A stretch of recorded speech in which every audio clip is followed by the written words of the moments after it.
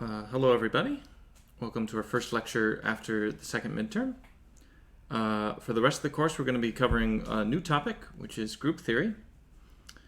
And today's lecture is going to be just defining what a group is in the end. And we're going to get to the definition just by looking at an example and trying to see what the core of the example is. So I'm going to write out the example as we go. And then I'll put up the definition as a pre-written thing. So what's our example?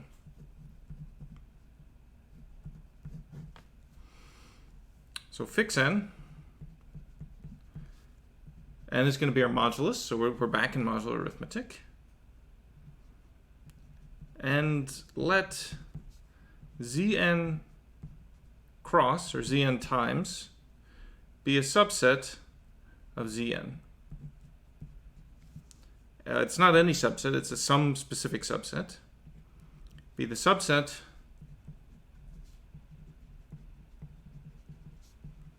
of invertible elements.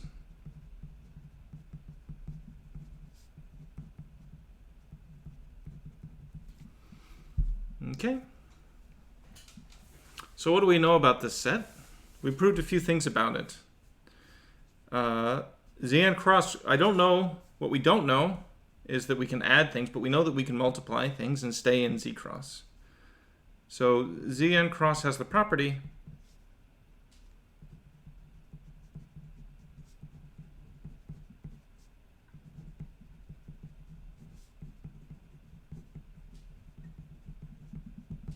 so first is that if multiplying two elements keeps you in Zn cross.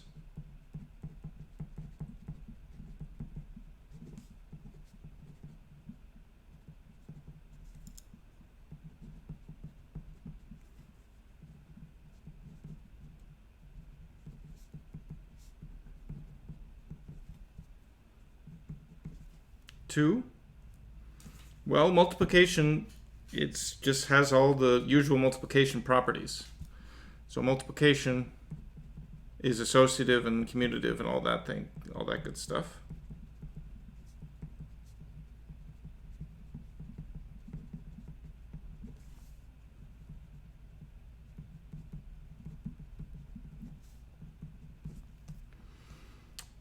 So third, and this is one of the important features of a group, is that it has something that does nothing when you do the multiplication.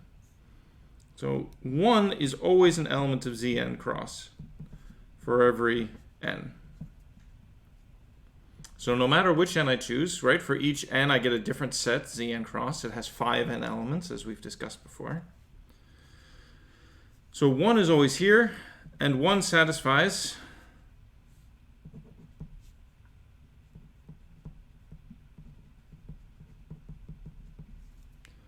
that 1 times a is equal to a times 1 is a. This is just a property of 1, right? When I multiply by 1, I get the thing I started with back.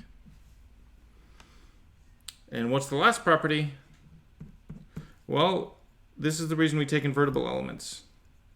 For every a in Zn cross, there exists a inverse such that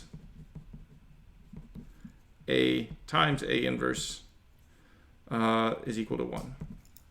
So here, when I do multiplication, I'm talking about multiplication of congruence classes.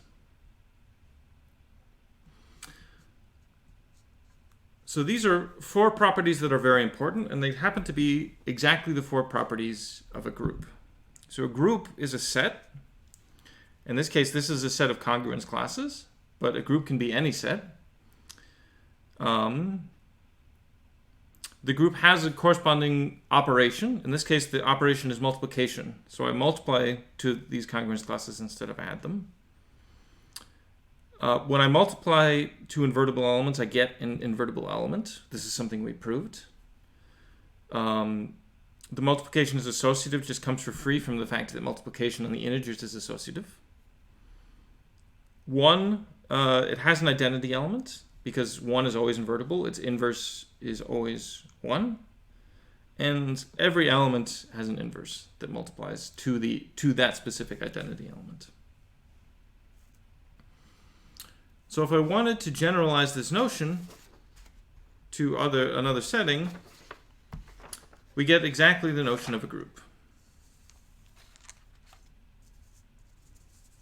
So a group is going to be a set G. I don't know what set it is.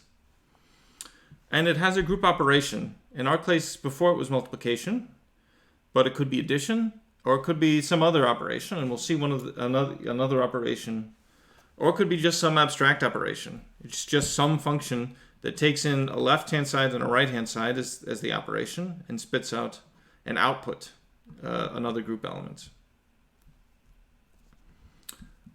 So the first axiom of a group is that the output of the operation is still in the group. This is sort of implicit with the way I wrote it here, that the function takes values in G.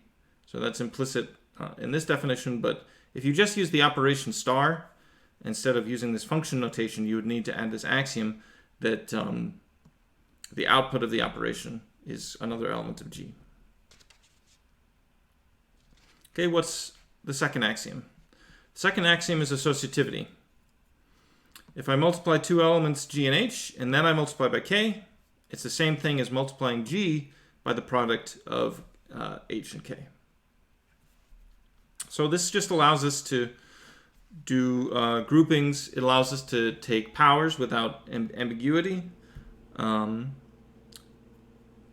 because we just define, right, it essentially allows us to remove these parentheses. Otherwise, without this axiom, we would have to keep parentheses everywhere, and it would get very annoying. So what's the third axiom? The third axiom is the existence of the identity element. So this was 1 before, but I just want there to be a specific element in G, which I'm going to call E. And when I multiply by E, either on the left or on the right, I get back my starting element. And the last thing I want to do is insist that every element has some sort of inverse. So when you give me any element of G, I can find something such that when I multiply the two elements together, in either order, I get the identity. Now in our example, the group commuted. So if I multiplied G times H, it was the same as H times G. But as we'll soon see, examples like matrices, groups of matrices, right? If I try to multiply one matrix by another, the order in which the matrices appear matters. So matrices, we'll see soon, is an example of a group. So we don't necessarily need to assume that, which is why we always have that it's a left inverse and a right inverse, the identity element, which maybe harkens back to something we talked about before about whether a map has both a left inverse and a right inverse. And we'll talk about that very soon. So all of this problem goes away if you assume the last axiom, which is not part of the group axioms, called axiom A. A group is called abelian or commutative, but for some reason abelian is the term that mathematicians have stuck with. A group is called abelian if whenever I multiply two elements together, the order doesn't matter. So G times H is H times G. So these are the axioms of a group. And today we're just going to finish the lecture paper. So there are several examples that are sort of more familiar to us from sort of classical study of mathematics. So the integers with addition is a group.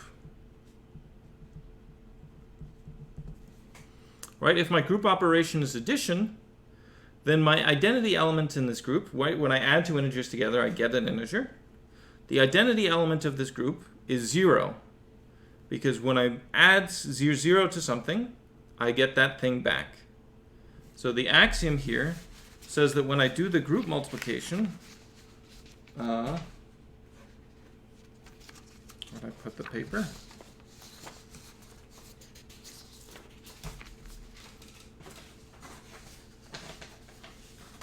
I just had it. Oh, it's right here. The axiom says that when I do group multiplication, my identity element, when I use the group operation, gives me the thing that I started with back. So 0 is the identity element.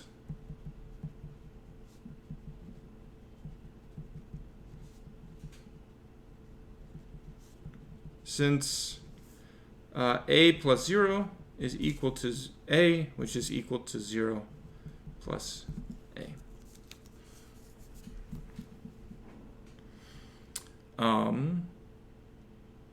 The inverse of an element is the opposite of that element.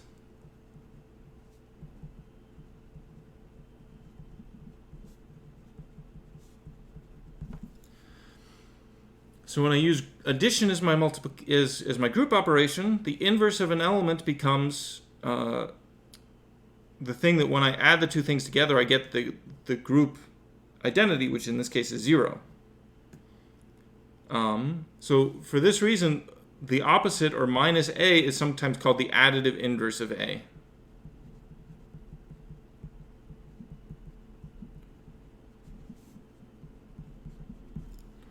Rather than the multiplicative inverse. Now for a non-example, the usual integers with multiplication is not a group.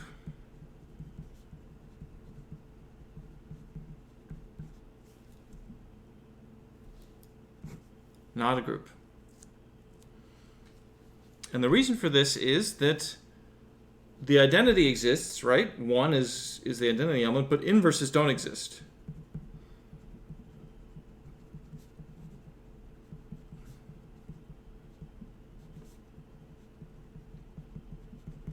So the only elements with inverses are -1 and 1.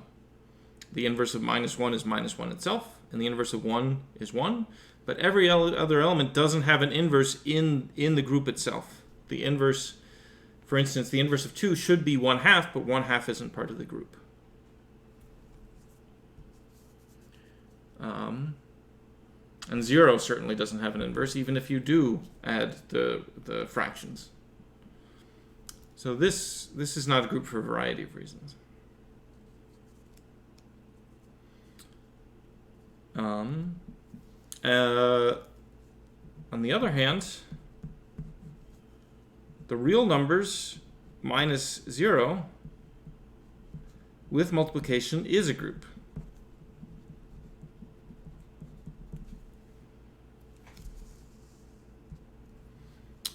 So here 1 is the identity element.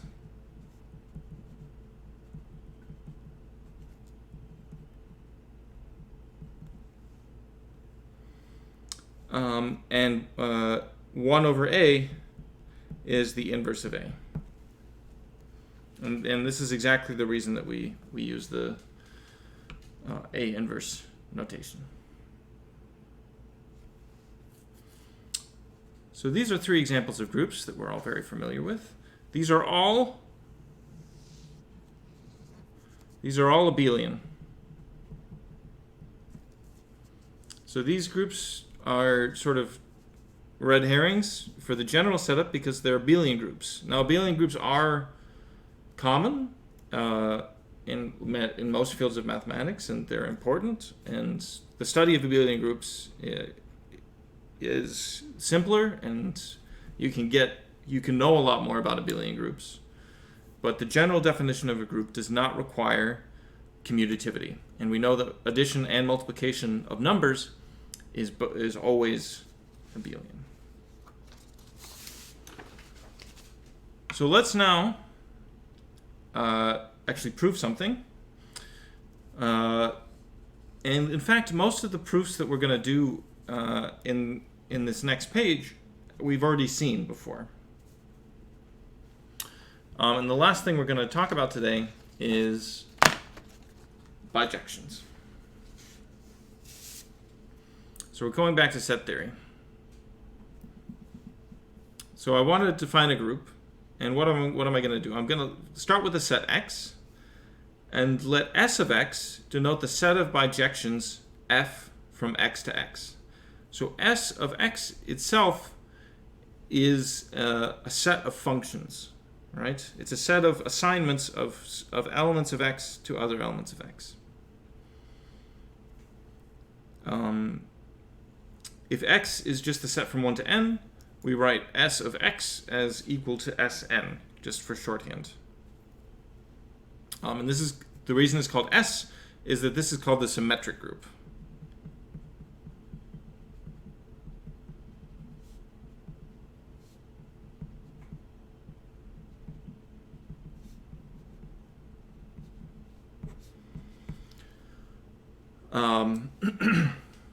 So these bijections are called symmetries because they're ways of rearranging your space while preserving something. In this case, it's just preserving the cardinality. But you can impose other restrictions, and many of the groups that are interesting arise from sort of looking at ways to rearrange or transform your space of things. In this case, it's just the numbers from 1 to n. But in general, you could have a geometric space, and you might want to look at all of the transformations of your space that leave distances invariant.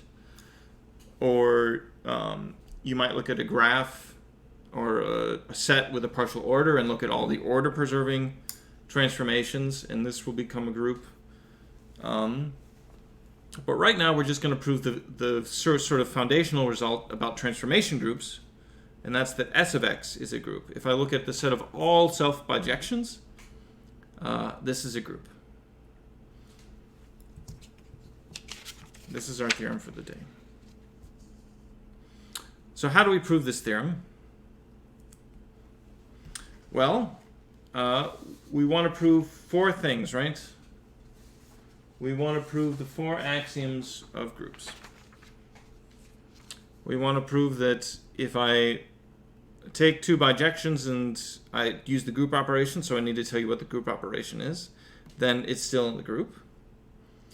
That I have this associativity with the group operation. I have an identity element, which maybe you can guess what it is, because it's the set of bijections. And I have inverses. So what is my group operation? I didn't write it in the statement of the theorem, but let's add it now. Where the operation is composition.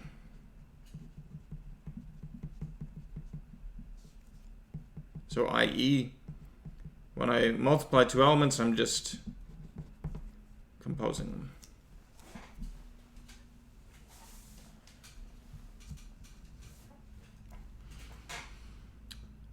So let's prove this theorem.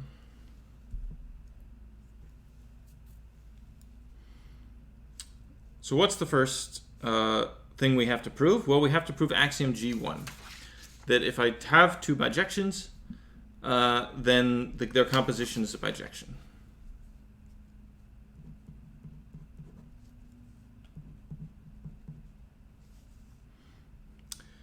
So let F and G be bijections.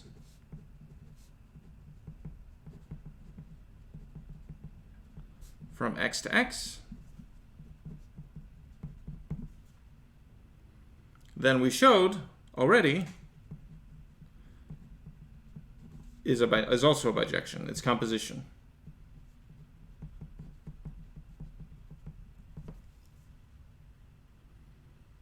So we have axiom 1. When I compose 2 bijections, I get a bijection.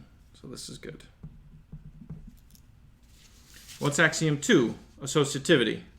Well, this just follows from the fact that composition is associative.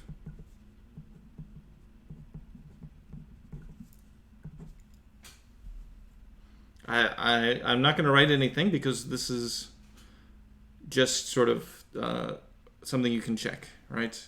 Maybe I will write something. F of G of H of X is defined to be, the outer composition here is what I'm doing first, right? So this is F of G, and what do I plug in? I plug in H of X. Now this is the input into this function, and to evaluate this function, I do F of G of H of X. And then I can unwrap it from there.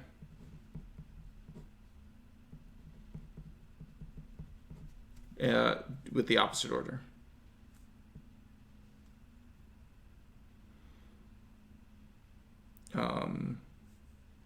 Sorry. F of g of h of x, which is, oops,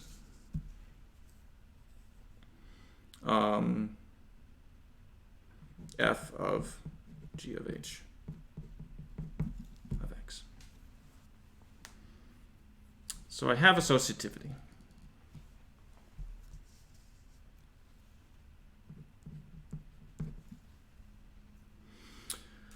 So what's my identity element going to be? The identity element here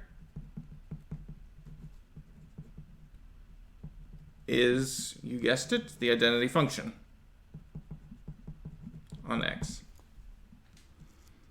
And one of the things we proved about the identity function, indeed, is that the identity on x, this is in fact, this isn't the definition, this is just something you can check. The identity function of composed with g is just g again, which is the g of the identity function on x.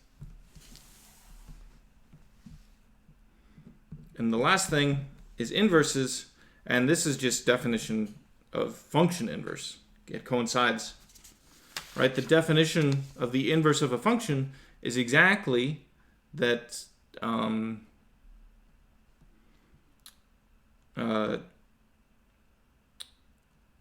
g of g inverse is the identity, and g inverse of g is the identity. And we proved that a function is a bijection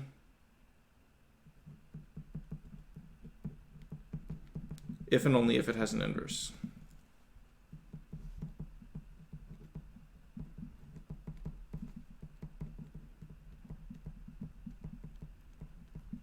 So this is one of the things we spent a long time proving when we first started the course, way back in chapter 3 or 2.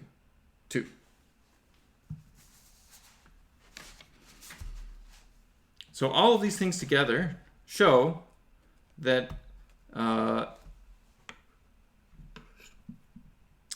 S of x is a group.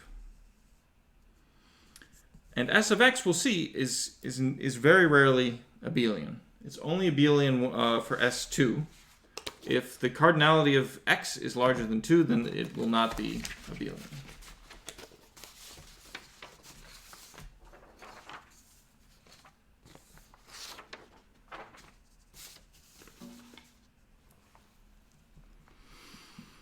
So to wrap up the day, let's look at an example of a symmetric group. So S2 is a set of bijections from 1, 2 to 1, 2.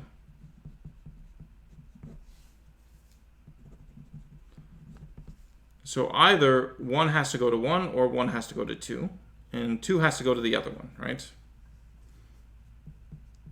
So I either get the identity on x, or I get some function f.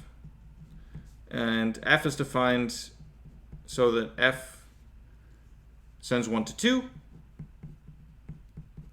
and f sends 2 to 1. And indeed, f squared, f of f, is equal to the identity. F is its own inverse. So the group elements are these two functions. And I'm going to write functions this way. I'm going to list the elements of the domain on the left and the codomain on the right, and I'm just going to draw arrows to indicate what the assignment is. So f of 1 is 1 for the identity, and f of 2 is 2. I draw the domain and codomain for bijections from a set to itself, self-bijections. The codomain and domain is always going to be the same. F swaps these two elements. So this group is abelian because F commutes with the identity. and f always commutes with itself. F of f is equal to f of f.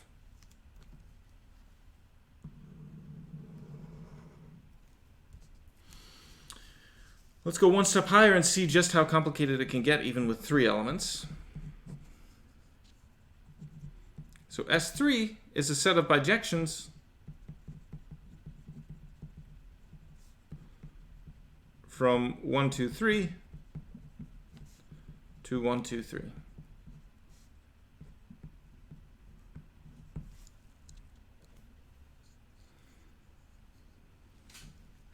And this set is going to have 6 elements. So I have the identity on X.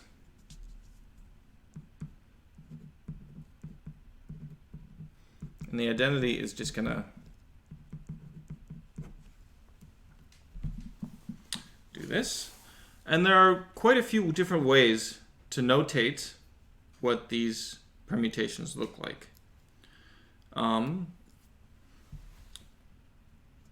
So I'm going to do it just in this example by giving each one a different name. So A, B, C, D, F.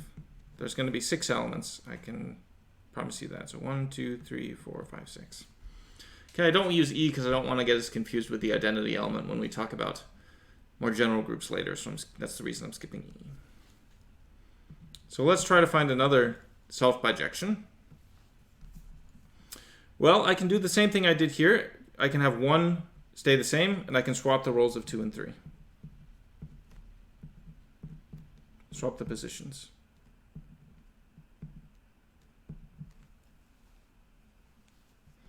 And then I can do the same thing, keeping 2 the same and swap the positions of 1 and 3.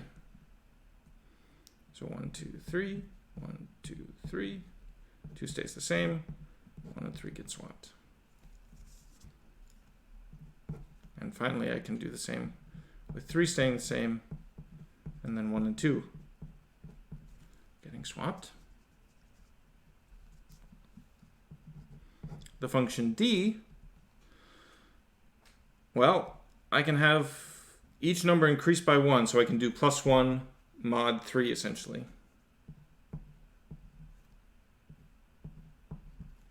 So 1 goes to 2, 2 goes to 3, 3 goes to 1.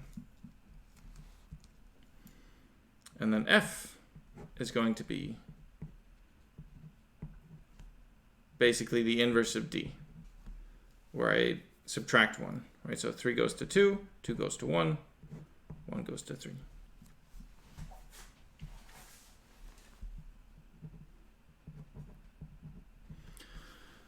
And these are all the elements of S3. Right, and let's just convince ourselves quickly. I'm not going to prove it formally, but let's convince ourselves quickly that these are all the elements of S3, right? To determine an element of S3, I need to determine where 1, 2, and 3 goes. So 1 can stay the same, in which case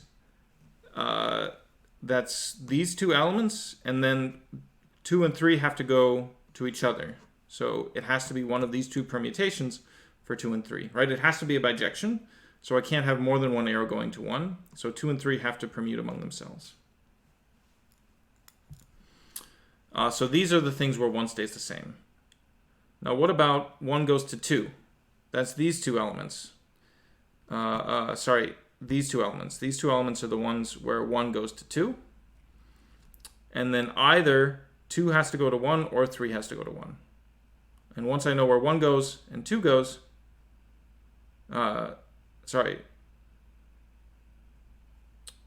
you can check that these are all the elements sort of through this iterative process of looking at where 1 goes and then seeing where 2 and 3 goes after that. If you've checked that the number of ways to reorder something is factorial, then maybe you can be convinced that the number of ways to rearrange these 3 things is exactly 3 factorial, which is 6. And here I've listed 6 different ways to do it. Okay, so now what's the last thing I want to do today? I want to observe that this group is not abelian. And so to do that, I just need to prove that there may be some elements that commute, but I just need to show that not every element commutes.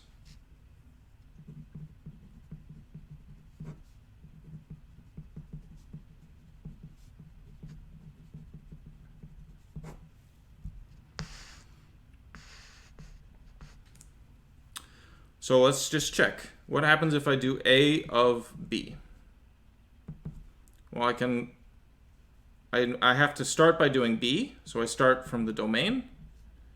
B sends 1 to 3, 3 to 1, and 2 to 2. And then once I apply B, then I apply A. So here's the picture for B, and now I want to apply A, which is 1,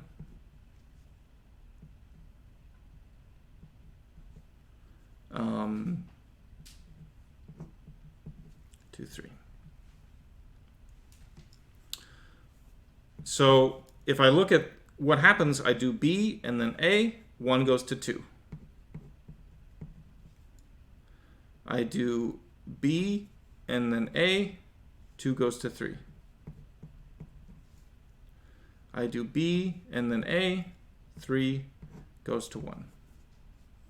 So A of B, A times B, is exactly D.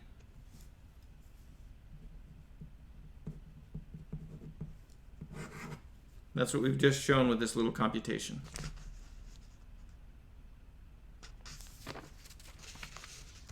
Now what happens if I do B of A?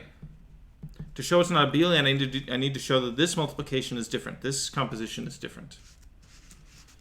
Well, now I need to apply A first.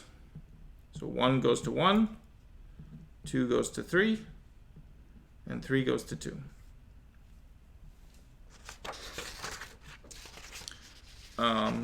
So that's A, and now I apply B. B sends 1 to 3, 2 to 2, and 3 to 1.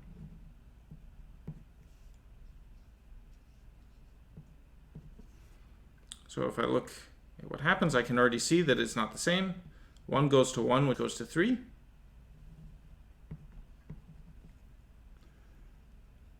2 goes to 3, goes to 1. 3 goes to 2, goes to 2. So B times A with the group operation is going to be F. Right? This is the diagram for F. So this shows that the group is not abelian, because when I multiply these two elements together, I get different results depending on the order. Okay, so this is the main things that I wanted to cover today. We'll talk a lot more about these symmetric groups coming up. I did cover it a bit out of order. I defined the general notion of a group first using the congruence classes because I thought that would be more fresh in our minds. But now we're going to go, the main focus of the next few lectures will definitely be these permutation groups. And we'll see lots of different ways to write these down. These are sort of cumbersome to write down, but are very good to see exactly what's going on initially and how to compose the functions. So as usual, if you have any questions, please don't hesitate to email me or talk to me. And I will see you Wednesday. Thanks.